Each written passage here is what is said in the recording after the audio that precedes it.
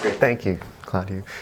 And thank you to the organizers. It's a pleasure to be here and to be part of this, to be engaging with this really interesting semester and workshop. So I want to talk today about products of projective spaces. And let me give a kind of setup. So we'll imagine we have say a subvariety, product of projective spaces, p to the n1 up to p to the nt. So a bunch of factors. And my kind of overall goal is to compute facts about the sheaf cohomology of X.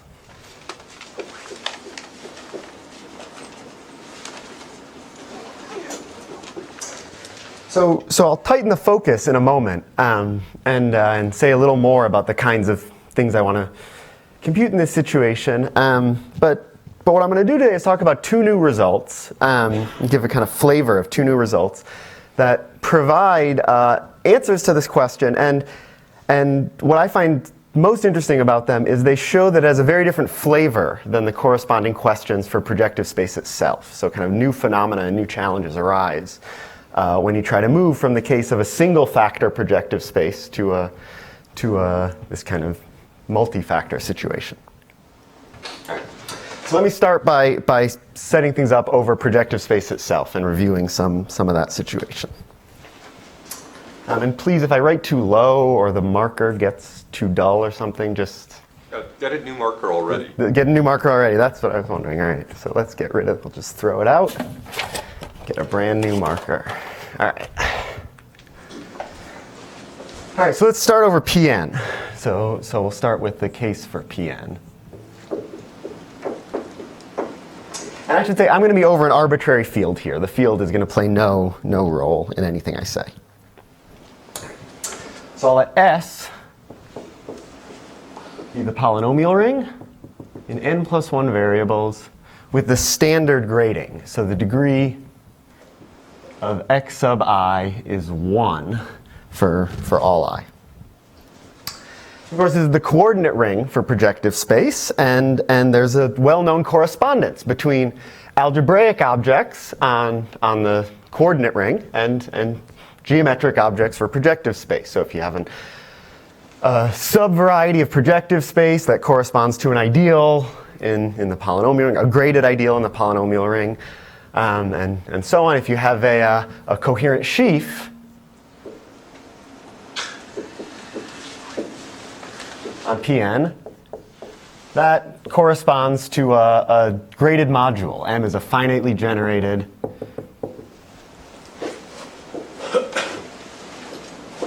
graded module. And the correspondence is, you could say that E is what you get if you take the module M and you sheafify it. You take the corresponding sheaf. So as a special case, you could think that M is the coordinate ring of a subvariety or something, but I want to work in this level of generality. And I'm kind of interested in two slightly more specific questions. So I want to study questions about vanishing,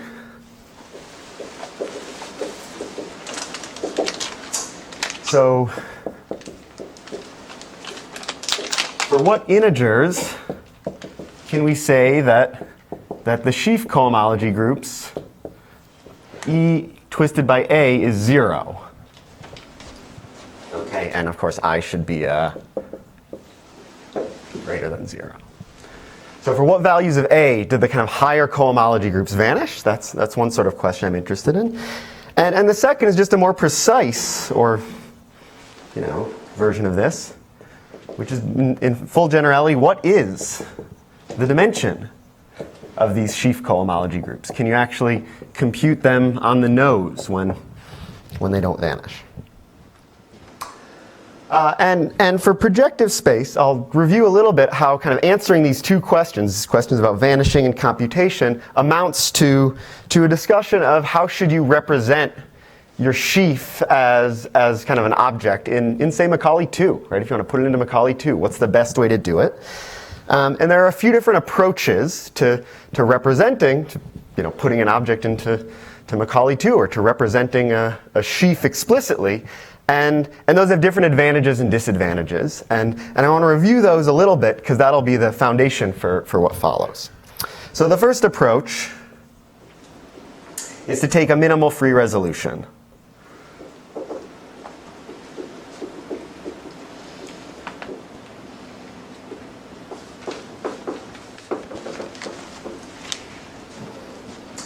So here the idea is you have your module M, and you resolve it.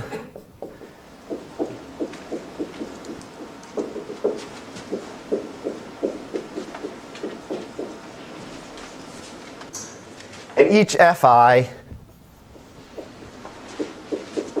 is a graded free S module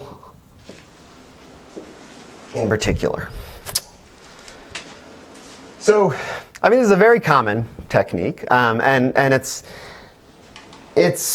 very possible to do it on a computer. I mean, in some ways, this is the killer application of Macaulay 2, is if you write down a graded module as a kernel or a co-kernel or something, then Macaulay 2 can very efficiently compute the minimal graded free resolution of it, and produces the Betty table, and you can study lots of properties about M by kind of approaching the minimal free resolution.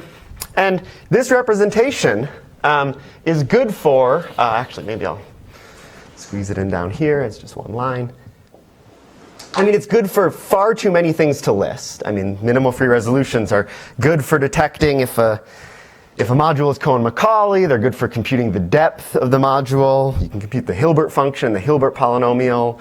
You can compute lots of subtle geometric invariants. I mean, it's kind of good for many things. There's a whole book by David Eisenbud called The Geometry of Syzygies. That's entirely about all the information, the kind of subtle information you can find in this.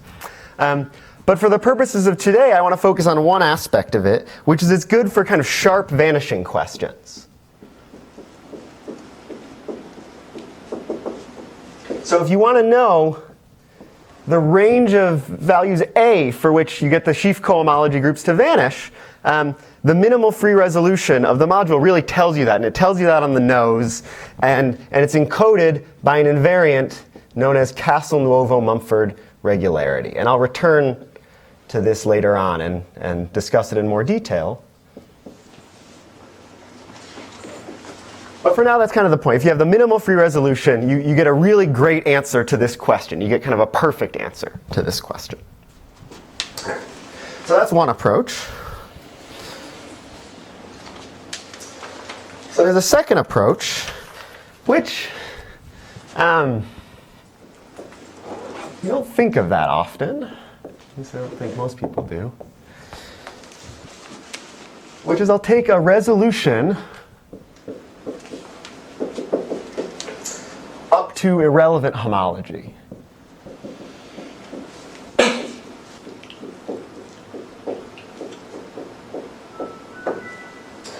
So I mean, here you have to go back and remember what is the correspondence between graded S modules and coherent sheaves, and it's not unique, right? It's not one-to-one. There's two finitely generated graded modules give the same coherent sheaf if the two modules are kind of equivalent up to something supported on the irrelevant ideal, on the maximal ideal of the polynomial ring, right? So there's an imperfect correspondence.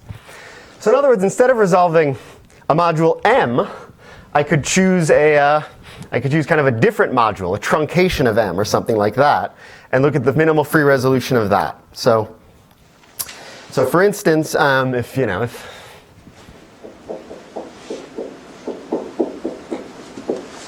some other module,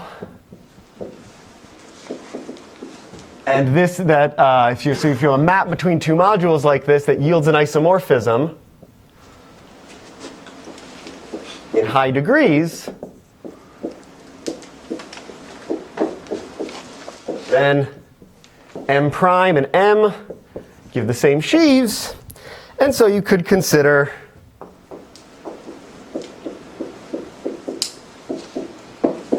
resolving M prime instead of M. And And this is something that we don't talk about so much, and it's because if I asked what it's good for, I think the honest answer is it's not good for that much. I mean, it's a kind of useful idea to talk about truncating modules in high degrees if you're interested in global questions, like the Hilbert scheme. The construction of the Hilbert scheme involves kind of studying, I don't know, truncating modules in high degree and parameterizing them that way. But if you're interested in kind of a single sheaf and you want to study it, it's almost always best to represent your sheaf by the unique saturated module that corresponds to it, right? So there's usually a best representative, and you work with that, and we kind of rarely ever work with these other guys that only agree up to irrelevant homology. But I mention this approach because this is a feature that's going to be very different when we pass to products of projective spaces. So whereas the minimal free resolution is kind of always the best approach if you want to talk about resolutions, this kind of flexibility is going to be increasingly powerful as we move to the multi-projective space situation. All right. Can you make that statement a little more precise? What you mean? Like, it's always best to take this saturated module? Yeah, so what I mean is, so there's a unique biggest or littlest. A unique biggest, if you, let's see, what's the right way to say this? You can make this correspondence more or less unique if if you ignore like points, right? If you have an ideal sheaf of a point or something. You want to take the bidual of M, I guess, of the given M, and then use that. You want to take the what? Maybe the bidual of the given M. So from not being Okay. very general, and you have something that is a quotient of let's say, S by an ideal, right? Yeah. And you're saying that what you want to do is you want to take the radical. Exactly. You want to take if it's a prime ideal, the radical, or the saturation with respect to the maximal ideal is kind of the best approach.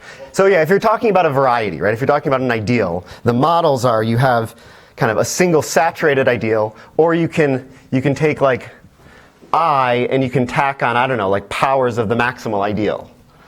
And these won't contribute to the geometry because adding an embedded point at the origin is kind of invisible. And then I claim that the minimal free resolution of I is always better in some sense than the minimal free resolution of some unsaturated gadget.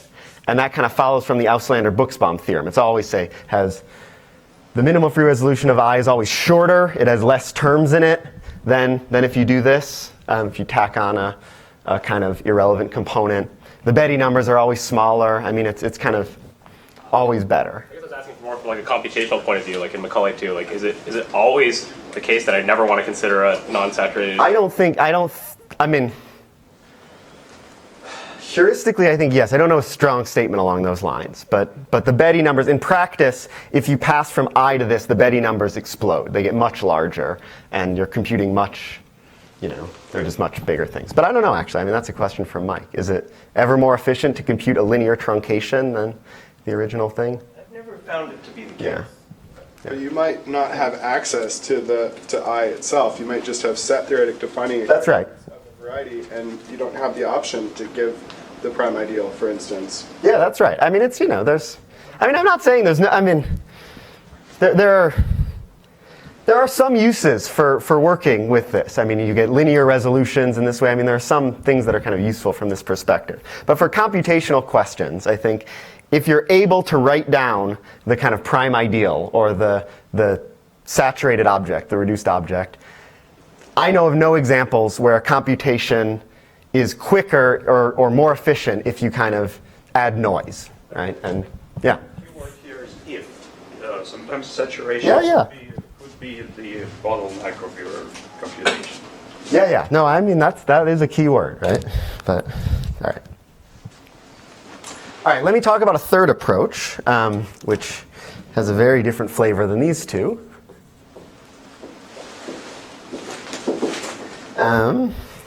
Talk about Bailenson monads and Tate resolutions.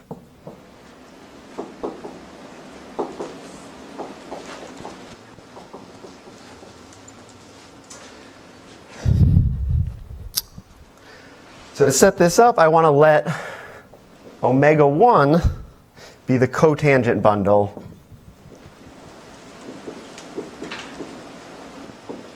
Tn. And we'll write omega to the I for the ith wedge product of it. And then there's a famous theorem about representing a sheaf via these omega i's.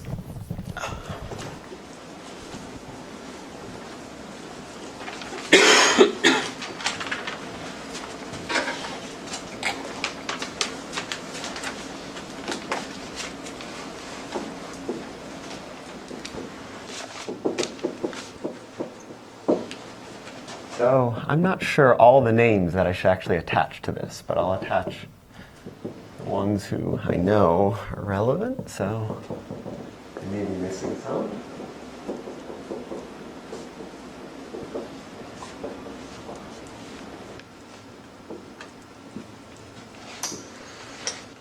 So the theorem will go like this. E is still a coherent sheaf, and the claim is that there exists a complex U of E. This is a complex where it goes, UEI to UEI minus 1, and so on. And the complex has two properties. One is the terms of the complex are built from the sheaf cohomology groups of E. So UI is the direct sum over like this, where you take the cohomology group HK of E twisted by minus J, and then you tensor with the sheaf omega J twisted by J. So the terms of this complex are built by taking certain sheaf cohomology groups, which is a vector space, and tensoring those with these basic building blocks, so these omega i's. And so instead, the free resolution case is like representing a sheaf via free modules, or via line bundles, if you like. And here, instead of using line bundles, I'm using powers of the cotangent bundle, right? But they're kind of simple objects in their own right.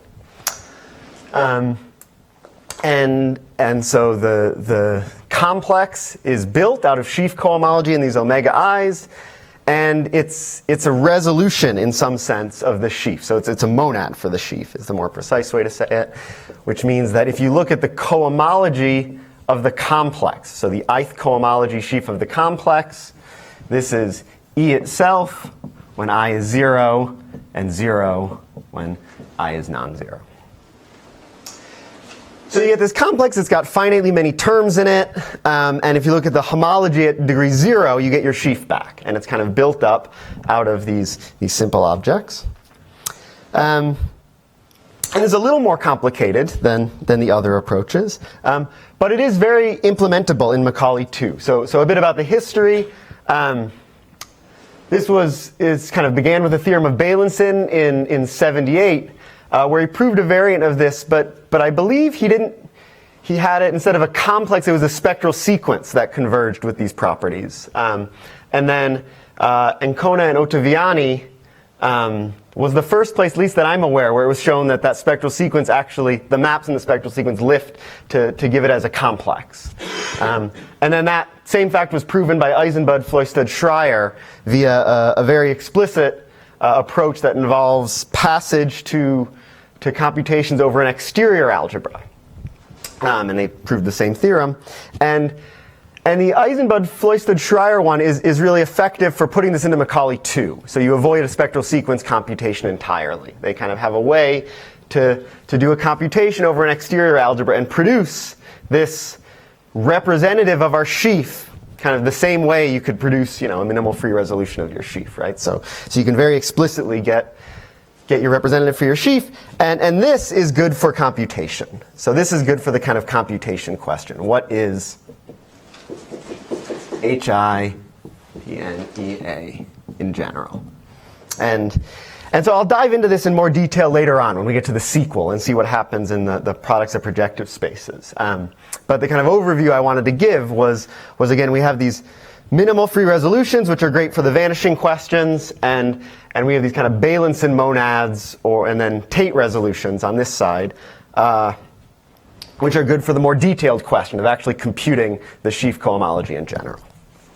So when you say good, is there any way to quantify this good?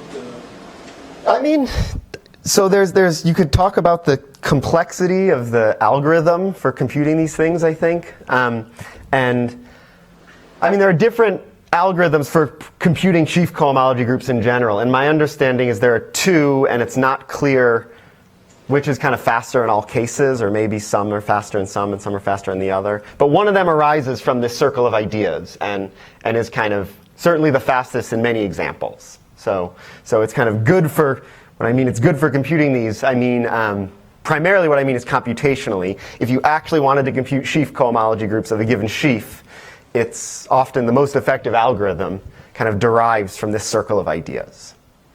So that's more or less what I mean. I mean, it's also good from a more theoretical point of view, which is it gives you a representation of your sheaf that relates the sheaf cohomology groups to the representation. And so you can also go back and forth. If you know something about the sheaf cohomology groups, you can get information about the sheaf. Kind of go on that one. So it's useful as a theoretical tool, too. Does that answer your question? Okay. All right. So let me move on to the product situation. So let's see. Oof.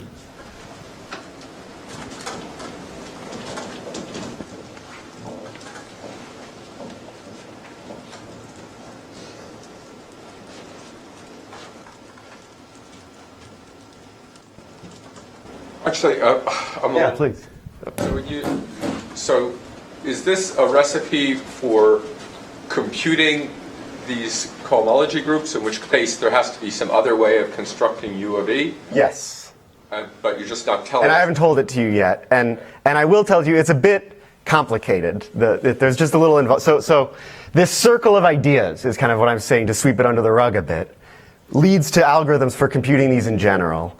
And I'll come back to that when I kind of tell you how to do it for products. But it's a little, it's a bit of a long, it's not a 2-minute story, right? So I'm kind of sweeping that under the rug for now. All right, so I want to move on and kind of revisit these now in the case of products of projective spaces. And so I'll consider a two-factor product, PA cross PB. And let me just say, I'm going to restrict to a two-factor product because for the kind of theorems I'm going to talk about, the transition from one factor to two factors already has all of the kind of new complexity. So going from 2 factors to 3, 4, 5, 6, there's kind of nothing new. So I'll focus on the 2-factor case because it'll keep the notation simpler. It's easier to write things on the board. But everything I say is going to work for an arbitrary number of factors too. All right. So in this case, the kind of analog of the polynomial ring, the graded polynomial ring, is a bigraded polynomial ring. So this is, take the polynomial ring in a plus 1 variables, which I'll call x's, and b plus 1 variables, which I'll call y's. And this is what's known as this is going to be the Cox ring of PA cross PB. And we'll give it a Z2 grading. So it has a bigrading. And the bigrading is the degree of the x's is one of the basis vectors, and the degrees of the y's are the other basis vector. And again, there's a correspondence here. So if you have a coherent sheaf on PA cross PB, this corresponds to a finitely generated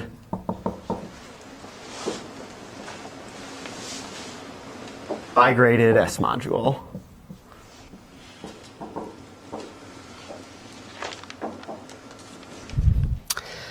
And the correspondence is very similar as before, except there's one difference, which is the irrelevant ideal is a different object. So the kind of key difference is the irrelevant ideal on PA cross PB. I mean, you should think of these as coordinates on the first factor and the y's as coordinates on the second factor. And And so the irrelevant ideal is if all of the x's are 0 or if all of the y's are 0, right? You don't get a point in there. So the irrelevant ideal is the intersection, x0, xa, y0 up to ya, b. And with this, it's kind of, you can, the facts that you're maybe familiar with about the correspondence for projective space and the graded polynomial ring go through. So two finally generated modules give the same coherent sheaf if and only if they're kind of the same up to irrelevant homology, stuff supported on the irrelevant ideal. And the correspondence goes through more or less straightforwardly once you have those pieces. All right. So we could follow approach 1, right? I could go back and do a minimal free resolution. So I could do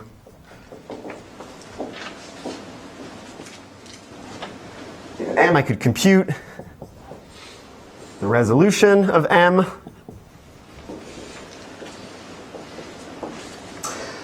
But a problem arises, which is it turns out that the minimal free resolution of M does not give sharp vanishing bounds. Okay, this is kind of known to people who've studied this before. But if you look at the minimal free resolution, you do not get sharp vanishing bounds on the module, or to say it more precisely, the minimal free resolution does not kind of see the Castelnuovo-Mumford regularity in the bigraded situation. All right. So let me introduce Castelnuovo-Mumford regularity to make this more precise.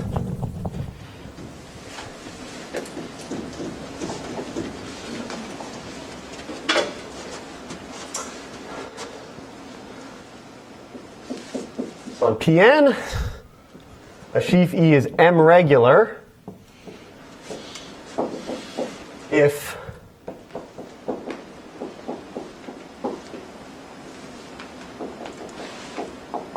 the cohomology group of E twisted by M, and then you have this funny shift. So you do HI of E twisted by M minus I. That should be 0 for all I greater than 0. So a module is M regular if it's kind of a sheaf cohomology vanishing condition. And on PA cross PB, there's a similar notion. So we'll say that E is M1, M2 regular if appropriate sheaf cohomology groups vanish. So it'll be HI on the product E, but now it's a little trickier because what I need to do is let's see, it's M1 minus J1, M2 minus J2. I want this to equal 0 for all J1 plus J2 equals I, and both of the J's should be greater than or equal to 0. So anyways, again, it's kind of a sheaf cohomological vanishing condition. You want that, more or less what you want is that the sheaf cohomology groups when you twist by M are 0, but there's a little bit of a shift that you have to worry about in both cases. So I should say this definition is due to McLagan and Smith. But it also appeared in some form in earlier work of Sidman and Van Tool. Seems to be a slight inconsistency with the previous definition. Okay. I was greater than 0. For all I greater than 0, thank you, Dan. I has to be greater than 0. Yeah. So you want the higher cohomology groups to vanish. Of course, you can't expect the H0 to vanish. So the way to think about this, and then the definition, I should say, is the regularity of E is going to be the, so for back in the two-factor case, the regularity of E is the set in Z2 such that E is M regular.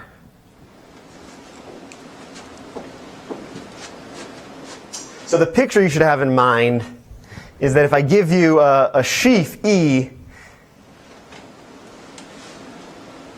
the regularity of E is like a region in the degree space in the kind of Z2. And McLagan and Smith proved that the regularity region is invariant under adding elements under adding positive vectors, basically. So if you take the region and you shift it up to the right, you land back in the region. So this is kind of the picture for the regularity. And so instead of talking about the Castelnuovo-Mumford regularity on Pn, which is usually an integer, which is the smallest integer where this happens, in the bigraded case, we're interested in these corners. We want to know kind of, if I wanted a sharp vanishing statement, I would want to be able to identify the kind of spots where I start to get these kind of higher sheaf cohomology vanishing. Okay. And the claim is that the minimal free resolution doesn't see this. All right. And let me do an example. Let me show up an example. So I put one on the board to kind of look at, and let's see, is this going to work? So here's an example. So I was look at the Cox ring of P1 cross P2, which has 5 variables, 2 x's and 3 y's. And I'm going to look at the coordinate ring of the union of two lines, I guess, x0, y0, and x1, y1. Those are two skew lines in P1 cross P2. And if you work out the resolution, you get this. It has the minimal free resolution. It has 4 terms. So there's an S, and these are the terms that come out. But if you were to kind of use the free resolution from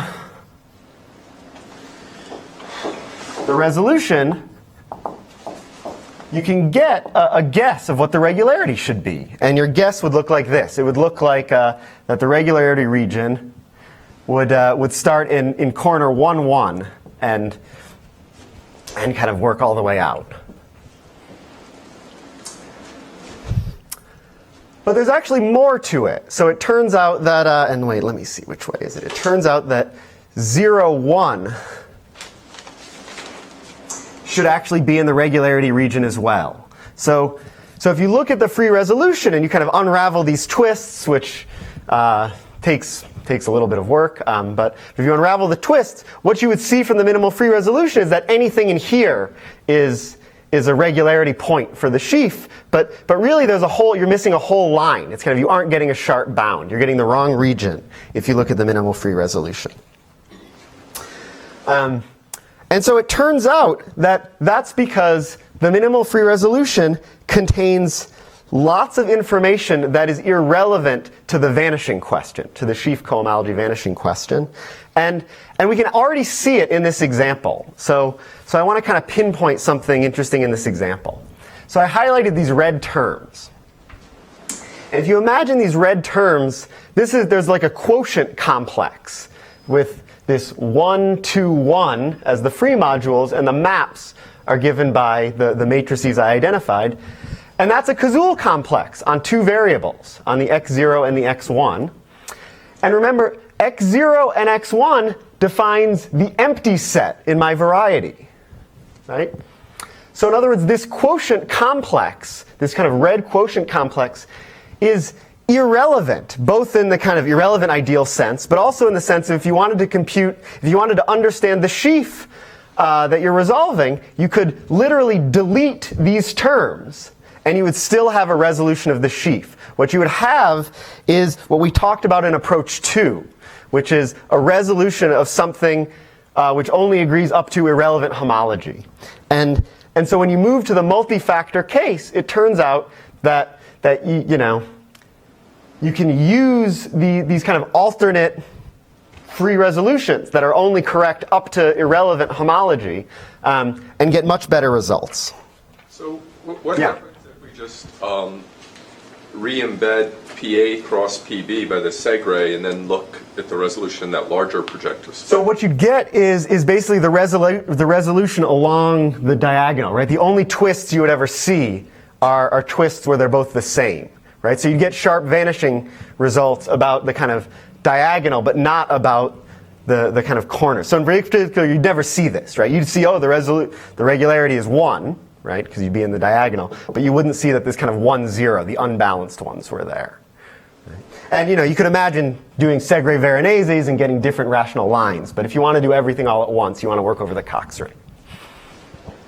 So I mean, yeah. Another way, maybe this using this minimal free resolution, it doesn't really understand that the module is supposed to be a sheaf on P1 cross P2, but maybe it's treating it like a sheaf on P4. I mean, so the bi-grading doesn't really matter for the resolution. So is this thing you've boxed, there's some kind of explaining some kind of discrepancy between these two perspectives? Yeah, I mean, what it's saying, it's the way I would think about it is a discrepancy between A2 cross A3 and P1 cross P2. And the discrepancy is you take the stuff that's supported on the irrelevant ideal and you throw it away. And so what I'm saying is, you know, this is the resolution of the module on A2 cross A3. Like, there's no ambiguity there, right? But when you remove these kind of components and you quotient and you get this irrelevant ideal, there's this flexibility that pops up. And it was there in the PN case. I just kind of maybe unconvincingly tried to tell you that, you know, oh, we never need that flexibility, right? We never want to talk about unsaturated ideals, right? But I'm saying on products, you should be skeptical. On products, I'm claiming this flexibility is actually powerful, and there's real advantage to working with these other models. Okay.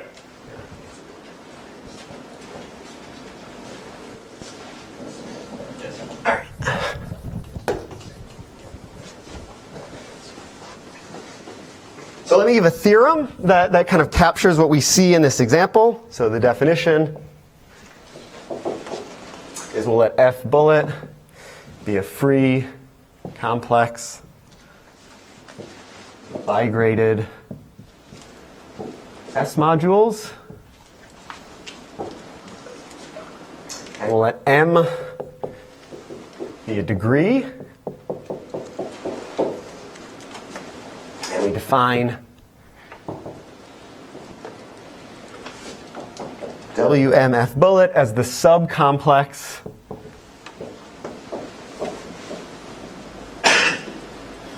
of F determined by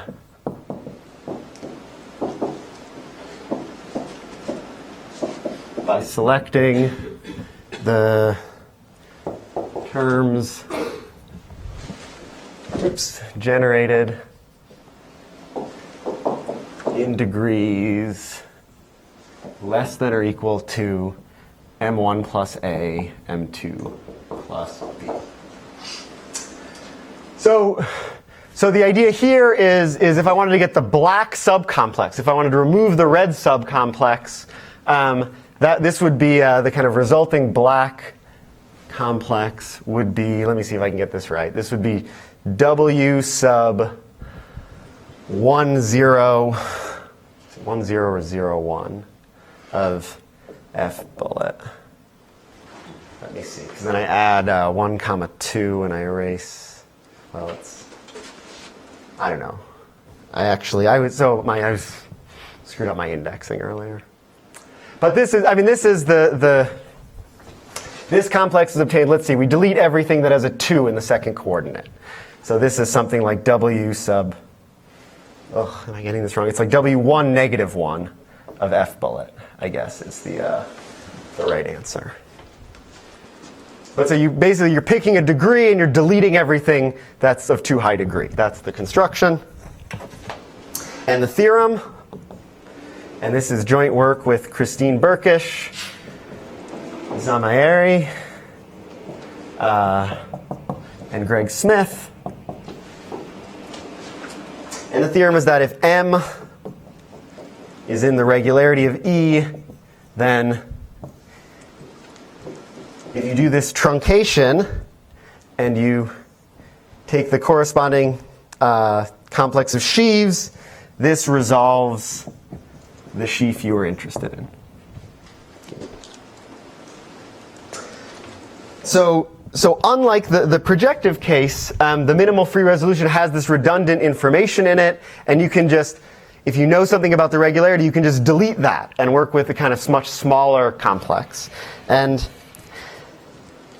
so these guys actually, so it's these kind of truncated complexes that get us closer to sharp vanishing, right? That connect the Castelnuovo-Mumford regularity with free complexes. It's these kind of truncated guys.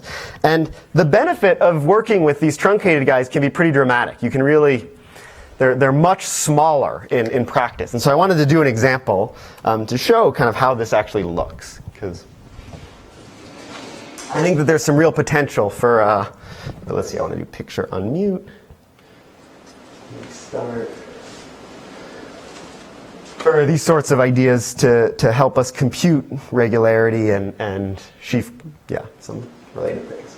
So I'm going to take a projective space. I guess it's spilling over, but it's P1 cross P1 cross P2.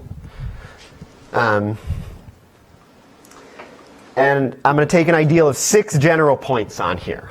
Okay, so I is the ideal of 6 general points. And then I resolve I. And so the minimal free resolution corresponding to my ideal with no irrelevant homology looks like this. It has these, huge Betty numbers. 1, 37, 120. If you want to see the kind of graded structure, it's even worse.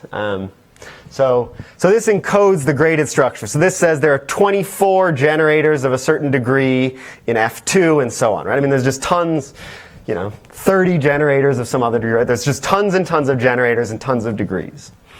So again, this is what R looks like. But if you do this operation, if you kind of shave away the stuff that's irrelevant, what you're left with is a very small percent of what you started with. So it turns out 002 is in the regularity. So we do our operation to it. And most of the summands just disappear entirely. I mean, we drop from 166 to 42. In that degree, you drop from 45 to 0 in the 5th column. I mean, it's just a huge savings here. If you want to see it, I mean, this last thing. These are all the terms that play no role. Right? So all of these terms, these 18 guys in degree 212, they contributed nothing to sheaf cohomology computations. They were totally irrelevant somehow. So I don't know. I find it to just be a kind of we were kind of very surprised to discover how much of these free resolutions just is contributing nothing somehow to these things. All right. So for time purposes, I'll jump ahead. Let me just, what do I want to say here? There's some other interesting things. So this is an interesting example where the original ideal wasn't Cohen-Macaulay. But when you add the irrelevant homology, it suddenly becomes Cohen-Macaulay. So you can get other nice benefits too from this operation. All right.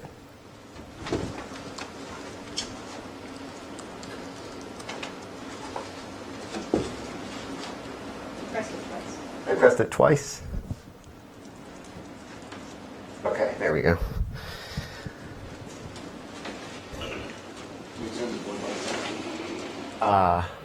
I'm sure someone can turn the board lights on. Thank you. All right. So with the remaining time, I want to go deeper into the question of how to compute sheaf cohomology. Actually, instead of just talking about understanding the kind of regularity and when the sheaves vanish, when the cohomology vanishes, how do we get at, how do we actually produce algorithms that compute the groups? So this involves a circle of ideas that as I said before, dates back to Beilinson and Bernstein-Gelfand, and it's sometimes known as the BGG correspondence, and it has its origins in 1978. What I'm going to explore is much closer to the kind of very explicit version of the theory and detailed version that was worked out by Eisenbud, Floistad, and Schreier. And for time purposes, I'll just dive into the story for PA cross PB. So we're going to think of S. S is the same ring as before. So S is the kind of, so all right, let me back up. So we're still on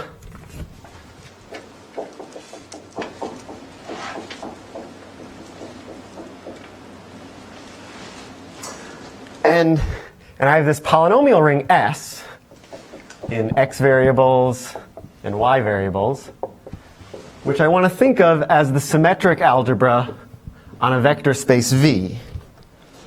And then I want to define E to be the exterior algebra on the dual vector space. So I'll think of that, if you like, as it's an exterior algebra on a dual set of variables. Oops. So you can think that EI is like xi dual, and fj is like yj dual, and so this is going to be a graded exterior algebra, and since I'm kind of setting the variables up like this, the degree of EI will be the negative of the degree of xj, and so on, right? There's a duality here.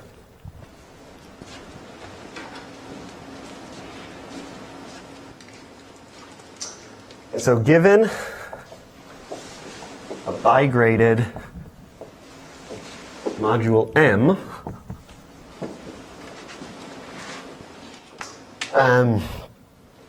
there's a map that goes like this. So we call it the R functor. You take a bigraded S module,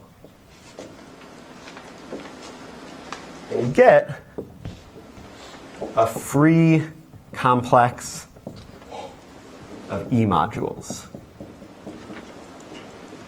of bigraded E modules.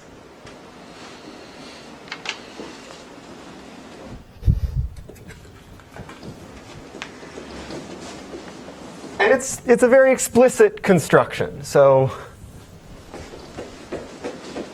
here's what it looks like.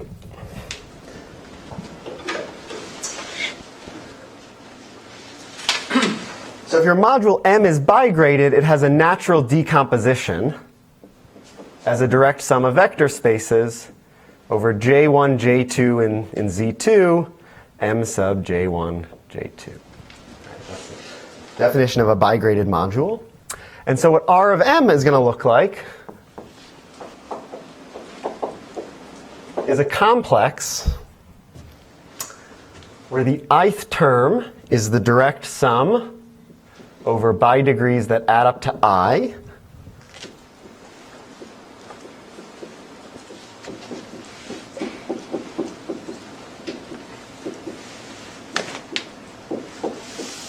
The I plus first term is the same thing, except now I add up to I plus 1.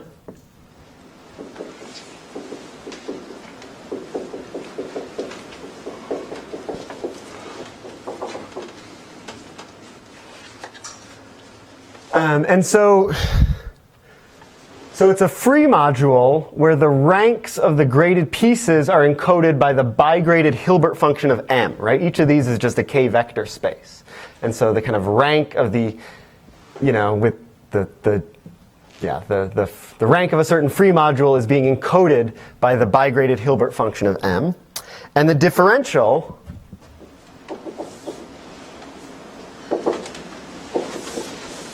consists of block matrices.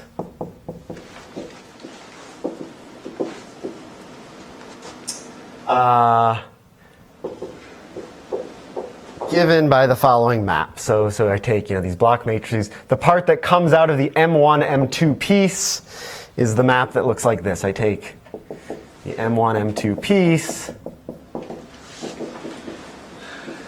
and I map it to two pieces in the next guy. I add 1 to one coordinate. Oops.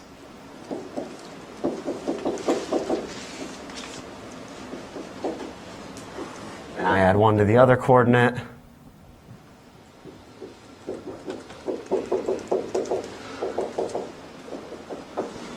And the map sends an element M tensor 1 to the sum over I, xi M tensor the dual variable. That's what goes to the top piece. What goes to the bottom piece is the sum over j, yj M tensor the dual form on E. So it's a very explicit map. And again, it's a free complex where the Betty table, if you like, is given entirely by the Hilbert function of M, and the differential is given by the module structure. It's given by the multiplication structure. So in particular, you can put this into Macaulay 2 without any serious problems. It amounts to doing a truncation of the module and then doing some linear algebra if you want to write down these differentials explicitly.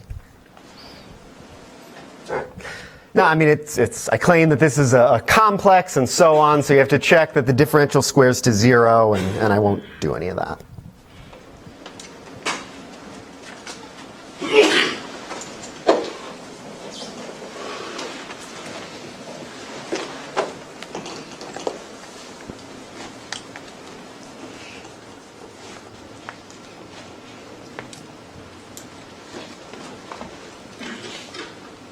So the way we're going to compute sheaf cohomology groups of a coherent sheaf is we're going to use this construction. We're going to resolve the kernel of these types of differentials. So in other words, we'll define tail sub m of a module m to be the free resolution of that partial map I wrote down over here. So you write down one map and you take the free resolution as E modules over the exterior algebra. And we get this tail. And then there's a natural way where as E varies, these form an inductive system. And so I'll also define the Tate resolution of my module E to be the limit. Module M. Excuse me. Yeah, you're right. Oops, the Tate resolution of the sheaf associated to the module E. Because what I'm about to write down, it turns out, will only depend on the module. The Tate resolution will be the limit as m goes to infinity.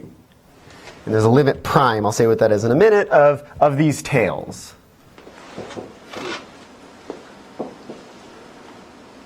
All right.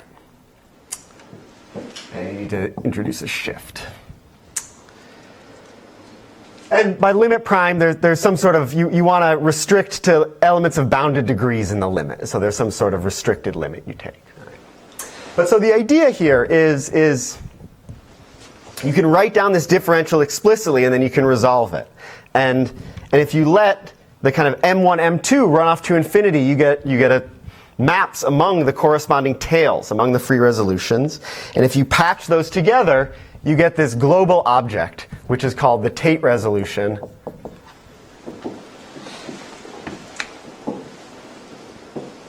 of the sheaf associated to M. And then the theorem is that this Tate resolution computes all of the cohomology groups all at once.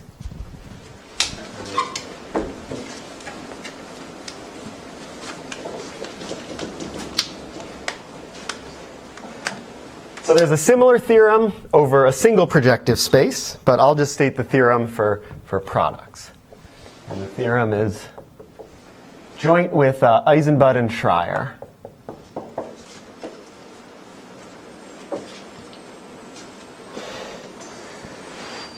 It says this, it says that T,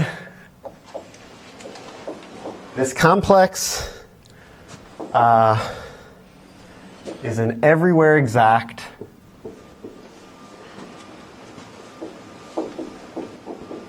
bigraded free complex of E modules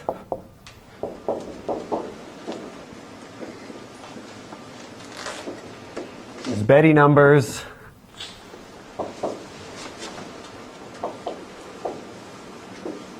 compute the sheaf cohomology of E, or of M tilde.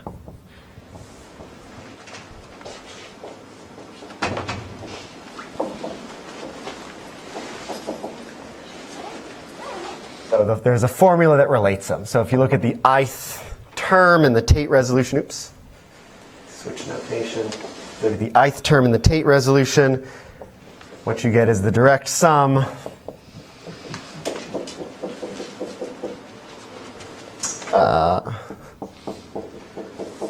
you get a direct sum of the sheaf cohomology groups you're interested in.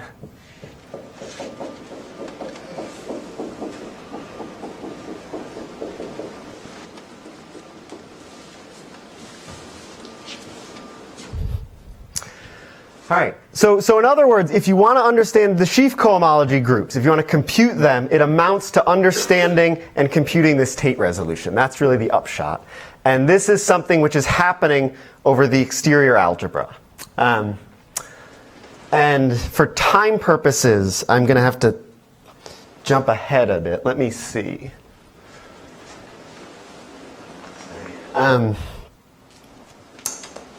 So I want to say a couple things. There's a parallel theorem for a single projective space, but it ends up being much more difficult for the case of products of projective spaces. And it has to do with the fact that these Tate resolutions, they're not a single term is a finitely generated free module. So if you kind of unravel this definition, each of these is a free module of infinite rank. And so working with them and kind of understanding how to actually get access to this. I mean, so every term is infinite rank, so you can't write down a single differential in Macaulay 2. Right? That's the way to think of it. If you want to actually compute this in Macaulay 2, this theorem as phrased doesn't tell you how to do that because you either have to take a limit or you have to deal with infinite rank matrices, and we don't have access to that. But it turns out that the exactness, this is an exact bigraded complex, and in fact it's kind of the exactness is overdetermined in some sense. So there are lots of sub-quotient complexes of this guy that are still exact and that are good enough for producing any finite number of terms that you're interested in. Right? And in particular, this also allows us to compute a kind of analog of Bailenson monads for products of projective spaces. But let me just end with showing that you can actually do this and showing what kind of a computation looks like for a module. So let's see, I'll just unmute this and do one more quick computation.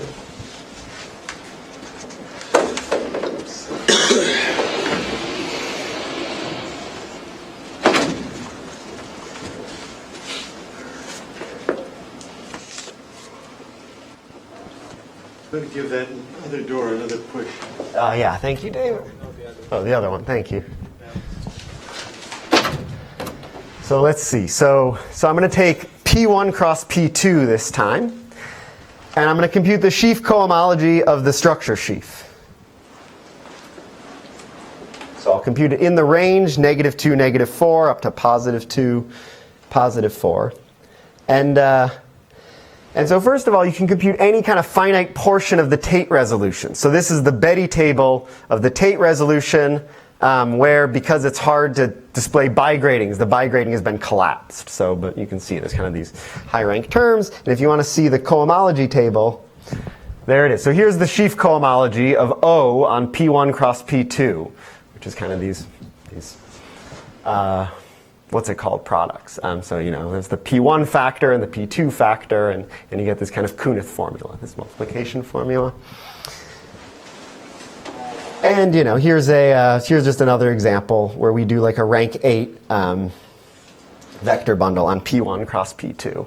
And again, you can kind of get the sheaf cohomology groups. I guess I should have explained the notation. The power of H is which cohomology group.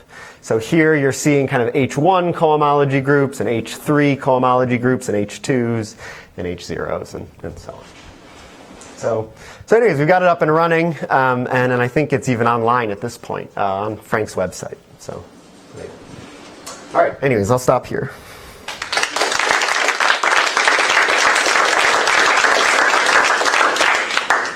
Are there any questions for them? So let's say I'm really selfish and I only care about tensor products of vector spaces and rings over those. Okay. Can I use your theory to say resolve some modules over that ring, knowing the resolution over this Cox ring that you're working with? You want to understand how to go from a... Yeah, I want to take think a this second. embedding and Yep, I want yep. to pull back a sheaf along that. And I want Yeah. modules over the tensor product space. So let's see. So you can see all the sheaf cohomology over this. I mean, the Tate resolution kind of ties together the sheaf cohomology for every embedding all at once. So if you were caring about sheaf cohomology questions, you could do that. Certainly. If you want to know the kind of free resolution after you've mapped it forwards, compared it over the Cox ring, I don't know of anything along those lines. So it depends a bit which particular For instance, properties you want. The resolution of the Segre product is known, so it's ideal. Yeah. I wonder if you can take if you can compute that with your methods, for instance. Let's see. I mean, The free resolution? Yeah, the free resolution of the ideal and the Segre product. so not, no. No, we don't know how to do that. I mean, it's kind of the opposite. It's more, I think the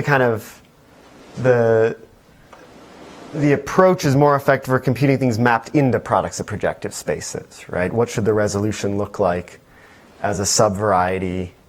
You know, if the target space is projective space, then I don't know that it's kind of the opposite. That's kind of a different question, right? We have more access to, if your target space is a product, then we can offer some new ideas about what the resolution might look like and how to approach it.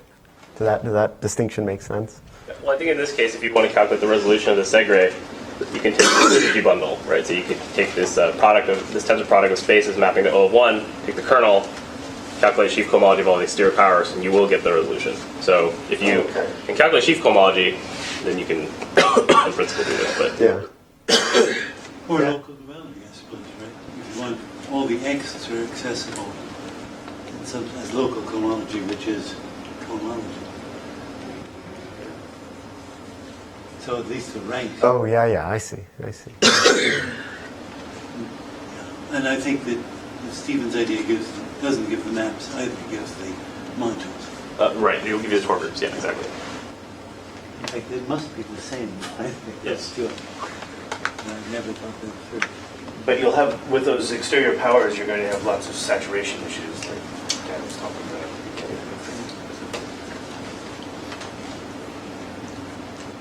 Other questions? If I just take the billions and monad from one factor case and just write the obvious thing for multiple factors. So if I just take the billions and monads from the one factor case and I do the obvious thing for products. In terms of the cotangent. Yes, the obvious thing will still work. So I ran out of time. Yeah. And if you can get it in Macaulay this, too then you get by doing the Tate resolution. But yeah, the kind of natural thing works. You can kind of see it would work because the natural resolution of the diagonal plays well with products. You just take the tensor product and you get a resolution of the diagonal there. But if you wanted to write it down, I think I think our Tate resolution is the only way you actually produce it. And get it on the notes. And what about other toric practice? Good question. It's very open. I mean, we have some hope that something like this should work for smooth toric varieties in more generally both of the things I spoke about. But the picture is much less clear. In both cases, have all sorts of new challenges. And I can tell you more about it afterwards. They get pretty serious. Yeah. More questions? Let's thank Dan again.